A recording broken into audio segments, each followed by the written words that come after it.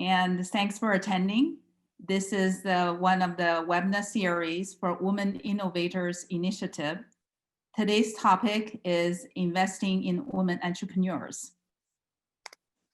The event is organized by CTL, Center for Technology Licensing, and is Cornell's Tech Transfer Office. We manage Cornell's intellectual property, catalyze technology commercializations, promote new technology ventures based on Cornell's inventions, and support industry alliance. Before we get started with today's panel, we want to have a quick poll of the audience so we understand a little bit better who you are and how we're going to address some of the questions. Linda, can you please pull the question? So this is different categories of people, so please cast your vote and we'll quickly show the result in 1 minute. Okay, so mostly we have student, staff, and Cornell alums, a few faculty and startup people. Very good, thanks. And I'm Alice Lee, of the Executive Director for CTL, and I will be moderating today's panel. Just a few slides about the background and this Women Innovators Initiative we recently started, and it's inspired to promote women inventors and leadership. And a couple of data points we collected before. For the invention disclosure submitted to CTL from 2009 to 2017, as you can see, for the faculty inventors, women inventor rate is about 23%. This is much higher than the national average. Data published by US Patent and Trademark Office is about 12%. Yeah, so it's higher, but nonetheless, as you can see, there's a lot of room to grow for that, for women inventors. Similarly, for women founders of technology startups based on Cornell technologies, and you can see there's 18%. So we recently launched the Women Innovators Initiative. We call it the WI2. The purpose of that is to help women faculty, staff, and student researchers to know more about technology innovation and commercialization, to help increase the women's inventorship, and also to help them with more leadership roles and in startups and entrepreneurships. And with that, currently we have 2 programs, WI2 event series, which this is part of. This is the second one. The first one is Women Inventors. And we hope to continue this type of online or on-site events every quarter. We're also soft launching mentor program, and which I will talk about at the end. All right, we'll get started. Today, fortunately, we have been able to invite 4 outstanding Cornell alums to participate in today's panel discussion, to share their experience and insight about women entrepreneurs and investing in women for tech startups. So first, I will let them introduce themselves with a short story about how they get to here today, and also a little bit about background of their firms. All right, I will start with Becky. Hi, everybody. Really happy to participate on the panel today. Looking forward to hearing everybody's questions and stories and own experiences in the entrepreneurial world. I am a Cornell chemical engineer, graduated in '82 and came to California in search for a career in biomedical engineering. I was fortunate to start by really luck at a little tiny startup called LifeScan, which became a multi-billion-dollar division of Johnson & Johnson. So I got on the classic Silicon Valley startup train early, and with no real insights or wisdom in what I picked. It was just the first job I got, and ended up having a terrific experience. I certainly got the entrepreneurial bug, learned a lot about how a startup successfully navigates from a very early stage. I was the 25th employee through to acquisition. And then I stayed on at J&J for a couple of years and also learned how large successful companies operate. So I got to kind of bookend in my very first job, kind of both sides of the startup journey, which was incredibly helpful to me. And I'd say the other thing that was really extraordinarily lucky was that the LifeScan was run by a senior management team that deeply believed in mentorship and developing the human asset within the company, not just the products and the services. And so I had some terrific mentors there that stayed with me throughout my career, and I think was extremely important. After a couple of years at J&J, the entrepreneurial bug hit me again. So I went out and started my own startup with the CEO of LifeScan. We were venture backed as well. That was not nearly as successful a company, but we were able to ultimately sell it to a larger corporation. And then I went inside the venture firm that backed me, Institutional Venture Partners, for a year. Spent a year with them, really looking for my next gig. They had me look at all their portfolio companies, help the CEOs of those portfolio companies out. And the idea was that somewhere along the way, a new investment would come in needing a CEO, and I would go out and run that. That did not happen because I got sidetracked, again asked by a prior mentor to join Chiron, which was a standalone biotech company at that time, and spent 3 years with them. Following that, actually in the third year at Chiron, our first child was born. I was living on the West Coast, running a business on the East Coast and traveling all around the world, and decided that I did want to be a working mom, but I couldn't be the kind of mom and the kind of professional I wanted to be in that job. So began looking for an alternative way to balance work and family, ended up choosing venture, which some people would find surprising, but there's a lot less travel, a lot more control over your time, in my experience in the venture world. And so while I worked hard, I was able to juggle those two. And I've spent the last 20 years in venture. I was a founder at Versant Ventures and have continued to work with largely small medical device and diagnostics companies. So that's a little bit about my journey. Versant, which we founded in 1999 as, I don't know now, $3 or $4 billion under management, has invested across the healthcare sector. Its current focus is in biotechnology, and we do a lot of origination as well as investing. We have incubators and engines, innovation engines around the world to do that work. So that's a little bit about me. Thank you. Yeah, thanks, Becky. I also want to add that Becky is the current trustee of Cornell, Yes, and ma'am. also is EIR of the incubator, the life science incubator on campus, McGovern Center as well. Yes, thank you. So I'll go to Momo. Momo. Yeah, thanks for having me here. My name is Momo B. I'm an investor at New York Ventures, which is New York State's venture capital fund. I started my career in B2B software sales. I did it for 5 years, had a great run, wanted to get a better, more comprehensive understanding of business in general.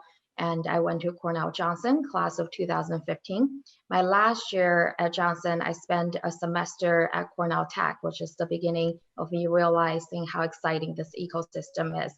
After Johnson, I joined JP Morgan for a year and then quickly left to start working with founders, advising them on sales and business growth.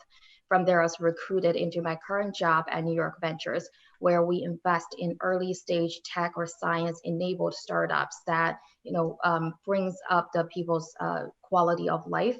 So we have about 30 portfolio companies at the moment. My main focus is digital healthcare and climate solutions. And we are, it's really important for us to look at the diversity of the teams. We just believe that diverse teams perform better. So one of what we do is also 50% of our portfolio companies are women and minority led. Thanks, Momo. Carolina? Hello, everyone. It's such a pleasure to be here today. My name is Carolina Huaranca Mendoza, and I'm currently a scout for Lightspeed Venture Partners, which is a fund based out here in the Valley. But more important than anything is that I am a child of immigrants. I'm Peruvian American, so I stand on the shoulders of giants who came to this country to give me a better life and opportunity. I never even knew what Silicon Valley was. I didn't know what venture was. So I don't have a linear story on how I ended up here, but I'll share a little bit of it because it really, I think the theme that kind of stuck through my entire career was this idea of access and having women and underrepresented folks have access to opportunities that maybe folks like me didn't have in the beginning. And Cornell, this is actually one of the first events that I'm coming back to, was really the catalyst for doing that. First person in my family to go to college. I was an ILR major, and I didn't do recruitment well. So a professor that I decided to take a finance class said, you know what, you're really good in finance. I think you should do Wall Street investment banking. And I had missed at that time, you actually had to put physical resumes in at the Career Center. I missed that opportunity. But he said something to me that really changed the direction of my life. And he said, well, one of my students is having their firm is having an event at the hotel school. Why don't you come with me? And if you can get on the interview list, it's up to you. So this professor gave me the opportunity to do that. And then I ended up working in banking and mergers and acquisitions at a top bulge bracket firm. From there, I broke into tech because I was really passionate about education, but I wasn't a teacher per se, but I heard about education technology because I read an equity research report, and I literally went down the list of the companies that this equity research analyst had identified and cold emailed them, and then convinced 2 of them to meet me, and 1 again gave me a shot at a job. And that's how I came to tech. But the impetus for technology was more about how technology can scale impact in education for underrepresented and underserved communities. And then fast forward, I was crazy enough to actually want to start a company because when I was in that environment, I didn't see many women or people that look like me, but the product that we were creating served people that look like me. So I took a risk and did that. The business didn't go well, but I learned a lot from it. And I was crazy enough to want to start a business again. And what I do well is I cold emailed Mitch and Frida Kapor, which were the heads of Kapor Capital, my former fund. And they actually took that email and said they would meet with me. I met with them just to get advice on my business. And next thing you know, a week later, they said, we would like to create a position called an entrepreneur in residence. I didn't even know what that was, but it requires you to move out to California and we will mentor you. And that was my path into venture. I went again, the whole idea here that I want to stress, especially people in the audience, I wasn't linear. I didn't have a 5-year plan, but what was always clear to me is this thread of access, and I led with things that got me to that. So now I am an investor. Wonderful, thanks. And next we go to Priya. Thank you, Alice. Carolina, that was an amazing story. Obviously, I've known her for quite some time, but that was amazing to kind of see that dots being connected. Again, thanks Alice and everyone for having us over today. Again, this is such a great group and it shows us like how we need to do more of these together. I'm Priya Rajan. I'm currently managing director at Silicon Valley Bank. And kind of my path is very similar, but not as, I think Carolina said, her story was pretty amazing. Mine is not linear as well, or I'm an immigrant as well. I'm from Chennai, southern part of India, very traditional, and probably one in my entire family into the biz dev side, which is something that it's unheard of. Moved here to US almost 2 decades ago. And again, very much in the finance, accounting kind of realm. Spent almost more than a decade in this industry, kind of, building my steps, like from junior accountant all the way to group controller, because I thought that's going to be my path. And I had all of the CPAs, CAs, anything that you can think of that ends with an accountant. I had that degree with me. So I thought that's going to be my path to like, okay, for retirement. But then I did Cornell. Thanks to Cornell, truly changed my path, because I did Cornell Johnson MBA 2016.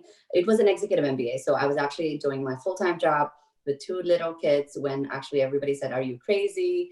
But it was one of my bucket list items to kind of go through an Ivy League MBA coming from India. That is something I wanted to do, and I never did. And this something that, it presented an opportunity to join, and I did.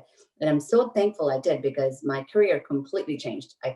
Nothing I do right now, what I do today is nothing to do with what I did 15 years, like for the last 15 years. And I'm thankful for it, because now my current role is I oversee the India MENA market for the bank. And for the folks who don't know Silicon Valley Bank, we work with the most, like 50% of venture-backed companies in US and the funds themselves. And we've been around for more than almost 40 years now. We have the pulse on innovation economy like nobody else does. So when I did my Cornell MBA and I was at SVB, I felt like, what am I doing? Like, I have access of like the best of the best companies around the world and the investors who fund them, and I'm not tapping into learning what's happening there. So took that plunge, and this is where we're gonna talk a little bit more, Alice, on how critical mentorship and allyship and sponsorship is gonna be in male mentorship. So I went to my CFO at that time, because I was reporting into the finance team, and said, this is what I want to do. It may sound crazy because I have no sales background, as Carolina said, I have no clue on what venture is, but this is what I wanted to do. And they believed in me, gave me an opportunity, but it was also on me to put that ask out there and not be afraid, knowing that there could be a strong no. And I did. And long story short, like now I've been in this role for more than 6 years, and I've now taken on new opportunities, starting with US market, but now I've taken on the global kind of arena. Excited to see what's to come, but also see where I can kind of give back to the Cornell community to kind of do more of this and jump into what you believe in. Wonderful. And it's wonderful to hear all your stories. And particularly, I felt like for this sort of a program to promote women engagement, I felt like people really like to hear the stories, to see the people they can be, as a guiding role model in their life where they could be in the future. And thanks for sharing that with us. So for the next, the panel discussion, we do have quite a number of questions addressing investment in women entrepreneurs, women leaderships. But for the audience, I will encourage you to submit your questions any time during this discussion. So you can use the button called the Q&A button at the bottom of the Zoom session, and put it in there. And if we can probably integrate some of the questions into the ongoing discussion, but if it's not the right timing, we will answer that at the end of the discussion.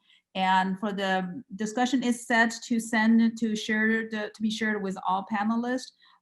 If we start answering some of the question, then it will be showed so everybody can see that. So you can start submitting your question at any time now. All right. I also want to mention that, and you can see some of the pictures at the CTL staff member, Linda Insick, who is a manager for outreach, for corporate outreach, and she's the one started and coordinated and managed this event. We also have Camilla's helping with this event as well. So I just want to make sure I introduce them. Okay, so we will start with the first question, and we want to talk about women entrepreneurship, investing in women, but it's probably good to have a baseline where we are. What's the current status and trend in women's role in technology startup, and to orient ourselves, right? So we'll start that with that question. Priya, you want to address that? I know you guys Sure. have a study on this. Sure. What I would also do for the audience is we'll share a link to the report after this through Alice. So there's quite a bit of data that we were able to get.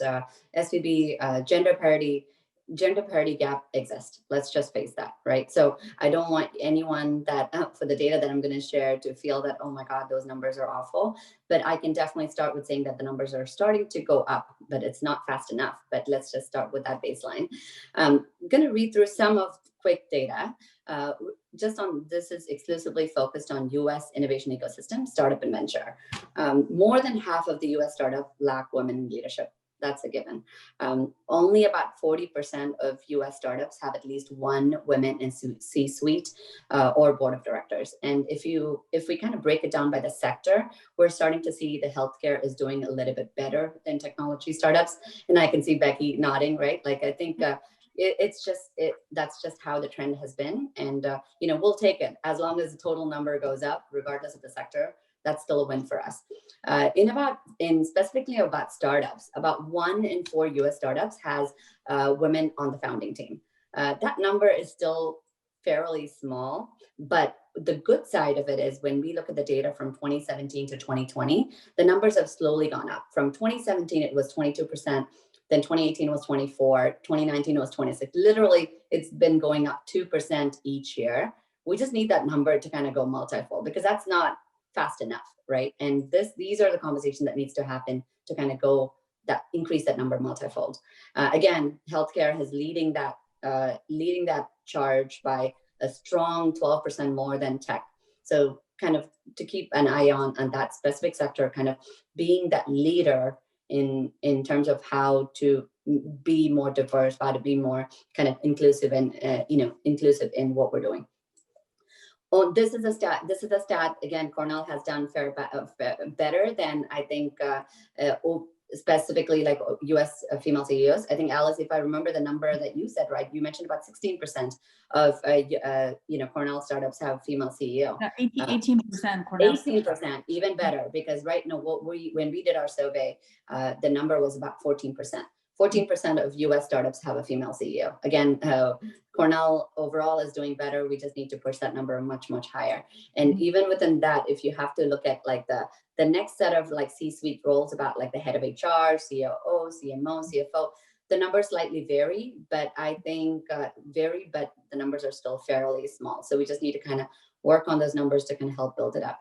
A couple of more numbers I felt was relevant was 30% of US startups have programs aimed at increasing women in leadership. This is super critical because, if you don't have a program towards increasing that number, that problem is not going to be front and center of what you would want to do and make that change happen. So kind of consider that as a part of what you're looking to do and include, and it's not a nice to have anymore. It's a must have for a variety of reasons we're going to talk about. So that is the number that needs to increase. So, 52% said actually no, that they don't have any programs to kind of think about women in leadership.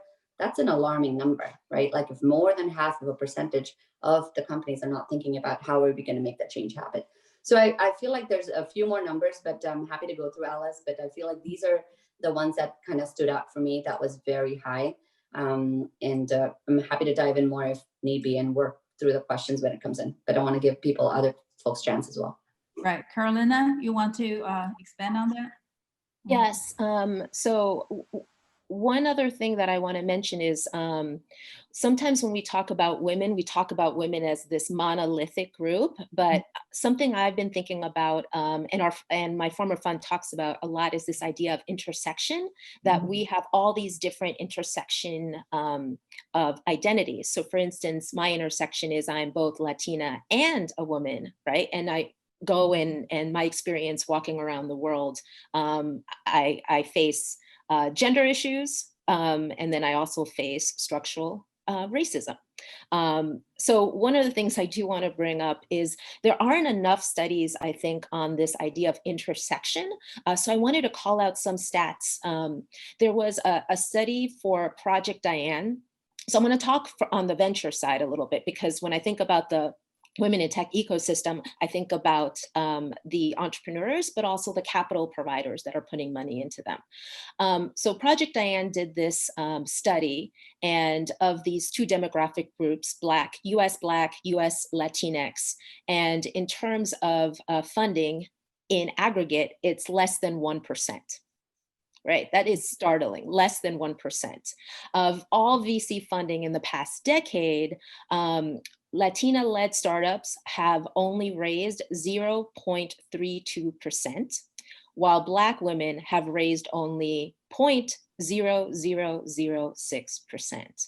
I mean, when we think about that, I think all of us as women, what is our role in making sure that all women have equal access and opportunity? And that's really kind of the discussion that I want to keep pushing forward. Another study that I also want to highlight is Morgan Stanley did an analysis or a survey with over 100 investors, and took a temperature check in terms of how they felt women and underrepresented women of color were getting funding. And 60% of them said they're getting the right amount of funding. And then 20% actually said they're getting more funding than they deserve, which to me is insane to even hear. But when the researchers at Morgan Stanley dig in a little bit further, there's this false perception of many of the people who are the capital providers tend to be white males, and they don't have networks of other women founders, and they don't have networks of this intersection of underrepresented women founders.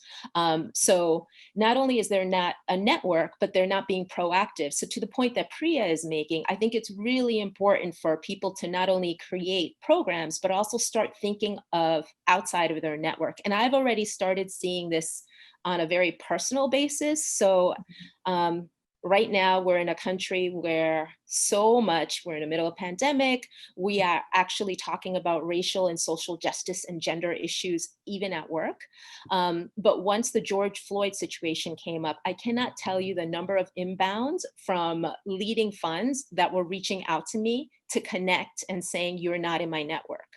So that gives me hope, and I'm super optimistic about that because I'm an optimist. As an investor, I have to be. But I think those stats are important to kind of anchor us in the discussion when we in general talk about. And then the last one I will share on who is actually a capital provider, right? So we talked about the piece of who's receiving money in the underrepresented female groups, but in terms of women of color VCs. So a good friend of mine who's based in New York, Rich Kirby, through Equal Ventures, came up with a stat of 7% of VCs are women of color, underrepresented women of color, Black and Latina. 0%, almost zero, he couldn't round up to 1%, 0% represent Latinas. 1% Black, 6% Asian, right? So we have so much work to do, but what I'm engaged about is we have a collective of amazing women here on the panel who can help move towards that. Okay, thanks for sharing all these data. They're internal, but I understand, but they still give us a trend where we are on things. With that, there is a question from the audience. I think it's probably nicely integrated for what you just discussed, Carolina. And particularly the question is about giving advice to women of color in this predominantly white and male space of VC, tech, and business. What is the advice and to secure opportunities to advance careers? Maybe you can integrate that into your answers. Yeah. Right now or in general? I think it's probably better to do it now since you just talked about it. Yes. Yeah. Oh, talk about it now? Yeah. Sorry about that. Sorry. No, on my end. This is the new normal of being on Zoom, everyone. So thank you for bearing with me. There are programs like All Raise, which I'm a part of, which is a women's group of VCs. And what they've also been so intentional about is they're creating cohorts of women to come together. So please sign up for the website. I'm also on the volunteer committee for diversity and inclusion at All Raise. And I've also been a beneficiary of their programs. So I would say for women, All Raise for sure. And a second group or two other groups there's Black VC, as well as Latinx VC. So you're going to start seeing what I'm starting to see is, and then women of color VC groups that exist. Okay. Yeah, maybe you can share with some of the resources and links and information, and we can distribute it among the audiences to people to get more connected to those resources. Wonderful. Would love to do that. And then also make sure to reach out to the venture funds. Like Priya said, a lot of these funds are creating their own pipeline programs. And it also says a lot about what funds are creating those pipeline programs. Okay.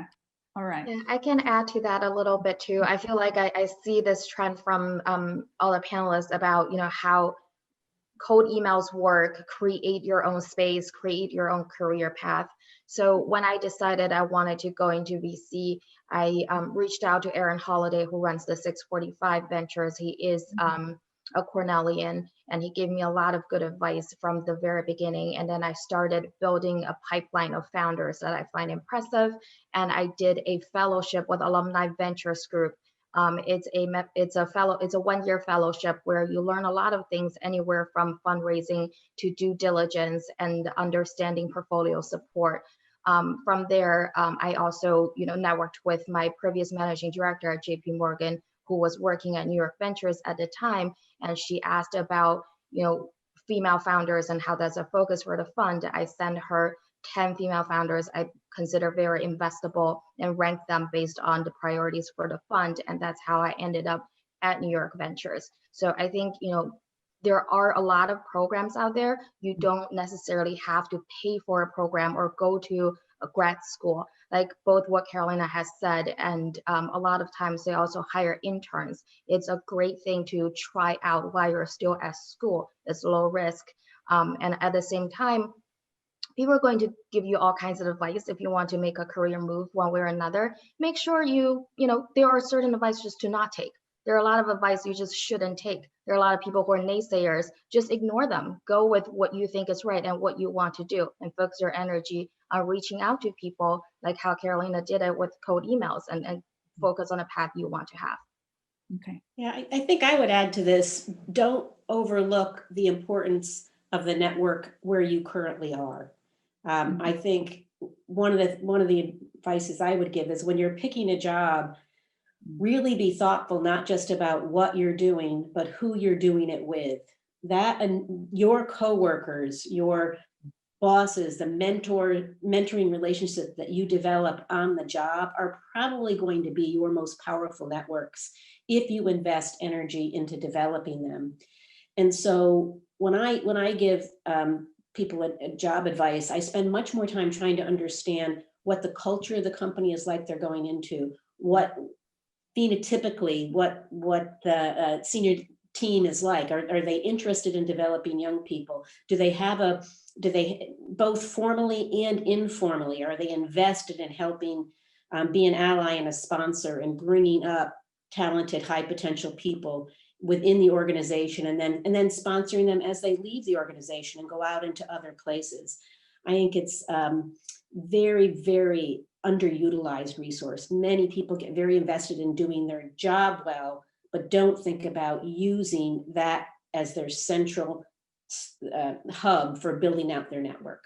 So I think it's extremely important. Very good. Yes, thanks for all these wonderful insights and also potential resources.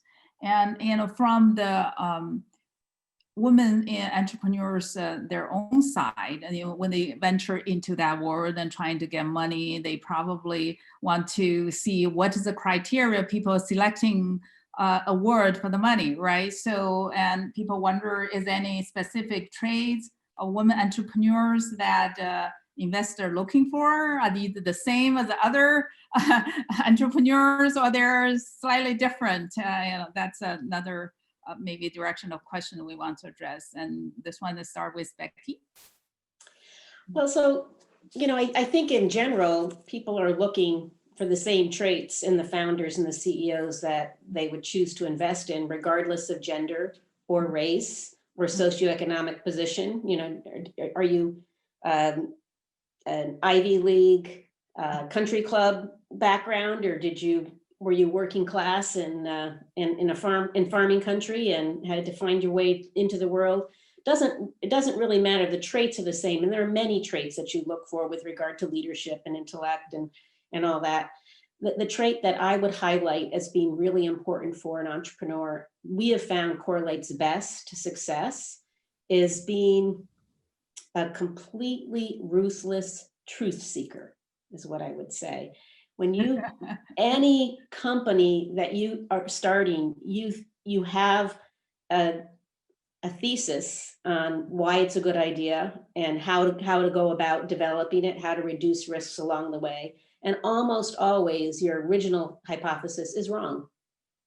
And if you aren't always probing for the truth of the technology, of the market, of the team and its talents, then you're going to miss the mistakes that you're making and not being able to pivot and adjust appropriately. So I'd say that is absolutely the most important trait, regardless of gender. On the issues of gender, I will say there is kind of unconscious bias. And so if you're working with somebody who is a different, you're trying to raise money from somebody who's a different gender than you, or a different cultural background, or a different socioeconomic background, they're going to be looking at you and judging you in ways that are different than they might judge somebody who looks just like them. And I think you want to be aware of those biases and work early on to find your own voice. It's important that you find and develop confidence in your voice in situations where you don't look like the others. For me, I'd say early on, once I was in venture, I realized that I was almost always the only woman around the board table. And I really had to, in many cases, I felt that it was gender blind. I was on boards where I didn't feel that I had to do anything different to be heard or to be seen. Some of that is because you're the lead investor and you have the checkbook, which changes the way people look at you a little bit. But there were other boards where I was the lead investor and wrote the biggest check, and I did not have an equal voice at the table, and I had to find it. One of the things that I learned for myself was I noticed that around the board table, at least in boards I was on, people were very, very interested in being heard, but not very interested in listening. And so I found my most effective voice in almost every board I'm on, and playing that role of helping people hear each other. Not that I don't speak up and make sure my own voice is heard too, but I found it remarkably powerful when you can step back and listen and make sure other people are being heard, the influence you can have by playing that role in a group setting. Wonderful. There is a question related to what you just said. Maybe I just add that now from the audience. The question from the audience said, you know, when you feel there is this bias against maybe towards women when you pitch a business, and how do you handle that situation? Should you address it, or should you ignore it and just move ahead? What are you supposed to do? What is the advice in that situation? Priya, you're nodding your head. Yeah. Do you want to jump in? I was just gonna say, I mean, it's not a straightforward answer. The reason is a lot of it are preconceived as well, but a lot of it exists, right? There's two sides of the table. So you need to assess the situation. And then I work with so many founders and investors. End of the day, none of my female founders or female investors want the money because they're women, right? They want the money because their fund is just badass. Like, sorry for using language, but it's just such an amazing product. And you're investing in my product and not because I'm a woman, right? Like, there's not a sympathy vote at this moment. But with that said, I think make sure you're delivering what you need to deliver, right? And then when you see that bias exists, then you need to kind of head on, right? Address it. But make sure that bias is existing, and you've done your part in terms of delivering the product. You've delivered your pitch. And then if that exists, it is, let's just face it, right? But then that's kind of how you need to do. But I just want to also warn that there's always that you're going into that fear, right? Don't give into that fear. Don't give into that fear, because you're better, right? Like, just I would especially, I see that at the early stages. So I would want the female founders to go into the room as much as how a male founder would go in, and then do what you need to do, and then address if you still see the problem. I mean, Becky, because I just had this conversation with a young female founder coming out of university. So it was like so raw. That's why I was like nodding. Oh my God, that's exactly. It might be Well, even her asking a the other question. thing I would say, oh, I'm sorry. No, go ahead, Becky. The other thing I was going to say is I think, at least for me, I try to keep the discussions at the factual and business realm and out of the emotional realm. And so if you're able to address the actual issues, regardless of how you might censure being interpreted, you can break through that oftentimes. So I would caution people, especially early on, not getting kind of baited into that kind of an interaction, because I think it works against you in the short term.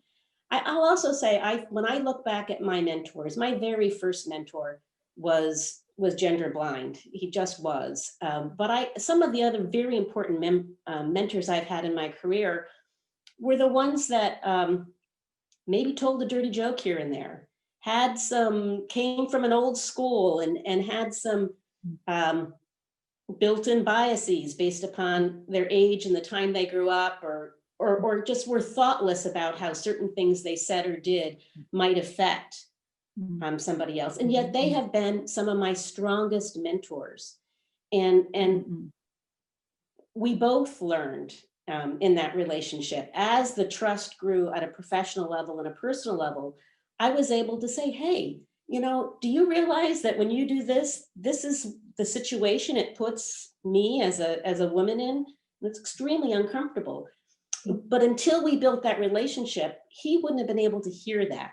So if I had just kind of been baited into a discussion about it, he never would have heard that. He wouldn't have learned. I wouldn't have had the benefit of a fantastic mentor. So I think there's some nuance and subtlety about how it does exist. You will find it in the workplace. And I think learning how to use them as opportunities for growth for both you and them, I think, is another piece of advice I would give. And in terms of the, again, the woman trades part, Momo, do you want to add anything to that? Yeah, so I really think you should address it head on in most situations. There's a lot of data showing when investors speak with male founders, they focus on the vision and the potential of the company, where when they speak with female founders, they focus on questions that's kind of asking you to justify how you're not going to fail. So I think there are moments like do some research about what are some of those questions that's starting to hint at and refocus them. It's like, I want to focus you on the potential on the market size, like speak with data, speak with numbers, so they can't argue with numbers. The numbers speak for themselves. The other thing I would say, there are times that I'm in conversations where people list all these like successful people, or people, throw out the suggestions for board members. And if I realize it's all men, I pointed out, I said, every candidate you have suggested are men. What is your view on diversity? I think those are, practical things that someone can do in a pitch or in a conversation like that. And the last bit of tip is, if you want, you can record yourself pitching. And when you watch yourself pitch, you're going to realize where are the areas that you don't find yourself feeling confident. You're like, pulling back a little, and work on those and make sure those are the areas that, investor cannot press you on. And I have maybe since we're in this topic, there's another question from the audience, and she's Indian, a female employee in the startup, and felt like she was not allowed to speak a lot or share ideas. And what's the advice to deal with that situation? I think you addressed some of that already. Anybody want to comment further about this particular situation? I mean, I would, if I can say coming from a corporate side of the world, you have to make yourself known. You have to kind of raise your hand. You have to kind of voice up a little bit. And this is like +1 on what Momo said. That happens all the time, especially in the corporate world. You do need to raise up. And sometimes you're looked at, oh my God, she's too loud. And I've heard that, trust me, over my years. But it's okay to be loud, because that you can't hear me, But make sure when you say your opinion, when everyone is listening, make sure that words matter, right? That word, don't lose that moment, because that moment is the one that kind of defines if they're going to lean in to listen to you more. Yes, we do need to work a little bit more, but that moment, make sure like capture it, show why they need to listen to you a lot more in the future. So that's what I would say, Alice. I'd say the other thing is, the other thing that's fairly common is for a woman to say something and it not get heard, and 10 minutes later the man to say what you said, and everyone nods their head in agreement. And I think that's another place where you need to, well, thank you so much for restating that. I really appreciate you brought that my issue back to the group. You can find polite but direct ways of making sure that your voice is heard and recognized as your voice. That's very good advice suggestion. I would say. All right, back maybe to the technology side, and many of our audience people are students and postdocs who are doing research, and they're general thinking about how to prepare themselves for new ventures. And that's a general question, and also there's specific question and from the audience. What if I'm not the right person to talk about it? I have idea and may not be the right person to talk about it. Maybe generally prepare themselves to the next stage. Yeah. Maybe I'll start with Momo.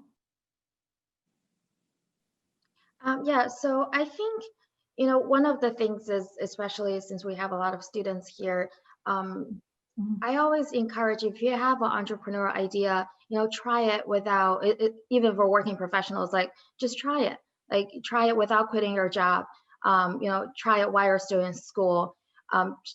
See what kind of traction you can pick up. Talk to as many people in that ecosystem as possible. Like if you have a healthcare idea, talk to as many people in that industry or in that area as possible. They're going to help you refine your story. They're going to help you refine your ideas and make you realize, like, if you're tackling something that's very unique that you feel passionate about. So I would say if you have a great idea but you don't have a network yet, just do cold outreach and then speak with everyone around you. The chances are they might know someone that knows someone that will be a good fit. And I can say, like, there are programs out there that is actually funding ideas. Just for you to just go in there and incubate and work through your it does mean that over time, if you do end up doing a company, you might have to give up a percentage of equity. There's a lot of nuances around that you would need to understand, that it's okay for that's what you would want to do. But at least it pushes you to kind of think about, is that what, like, kind of, it's a pivot, right? Do you want to do that or not? At least that gives you a safe space to kind of practice it out. So something for you to do more research on. Alice, you might want to share, if people aren't aware of all the things that Cornell has. If you're a Cornell student and you're looking to get a business started, there are a tremendous number of resources available for you to do that while you're still in school. There are quite a number of that, and actually we published something called the Cornell and the startup. We have a little publication about Cornell, the startup roadmap, and within that we have a ecosystem map. Different resources available to students and researchers about that. Linda, maybe you can put in a website link that to people can see that. Particularly there is this ecosystem map, and on campus we have McGovern Life Science Incubator, Praxis Physical Science Incubator, and also for various of the student programs, we have entrepreneurship at Cornell, and there's an eLab, an eHub at College Town for all the student participation. In the region, also we have a career that incubated Rev Incubator downtown, and in New York City, there is eLab at while Cornell, there is postdoc runway program at Cornell Tech. So various programs to support entrepreneurs, and there are many more in the region about that. But I encourage you to look at that ecosystem map and to utilize all these things together. And we're also trying to create more into these programs as well, right? Okay, so I think we're at a time, actually, it's pretty short. We're having very lively conversation. Probably just a couple more questions. I'm trying to integrate some of the live questions already in terms of from the investment community, angel community, what is actually right now is any program or other promotion to engage more women from the new venture side, and also encourage women to be maybe on the board seat, and all these, maybe this type of question, if people can address. Maybe start with Carolina. Yeah, I would say I touched upon this a little bit. A lot of funds now are being extremely proactive about creating programs. So there's a fund called Village Global that has something called an On Deck Fellowship, where people, even if they have ideas, they can come together and they're paired in cohorts and can create ideas. There's also, obviously, shameless plug again for All Raise, because I'm very active, but they have tons of office hours where you actually meet with founders, funders meet founders, and people have even gotten funded through that. The same thing with First Round. So you're seeing, again, there's a proliferation, there's so much content out there. And as a former founder, I will say, I wanna kind of double click on Momo's point. If you are entrepreneurial, put yourself out there. And I'm actually an introvert, so this is like, I'm really putting myself out here today. But it's really important to be okay reaching out to people cold. And like Priya said, what's the worst that can happen? They say no. You get back up again and you keep asking. But the thing is, you need to put yourself out there to share your magnificence with people. I mean, it's so important to share like the ideas, and don't be afraid. In the beginning, when I was also first starting out, I was reticent to share my idea because I thought someone would steal it, which sounds, now that I look back, that I'm in venture, or I would be like, sign an NDA, like ridiculous. The reality is, the more people that you share it with, your idea will get significantly better. And I can't say, there's just so much content. And if people want to continue to learn more, go to the websites, the blogs of investors you follow, and engage with people also through Twitter. Because a lot of people reach out to me and they say, I don't have a network. Maybe I didn't go to those schools that you went to. I don't have access. And I'm like, there are people who have gotten funded simply because they engaged on Twitter or social media on a topic that someone was passionate about. Or even in myself, my mentee, she reached out to me because she knew that I was passionate about education and just would send me education articles and things that I missed. So also, find your voice in this, know that you have so much genius, and put yourself out there. Others want to add to this? I already put it on chat, but one of the other, there's so many programs, but NATE 3, I just wanted to do a call out for NATE 3 as well.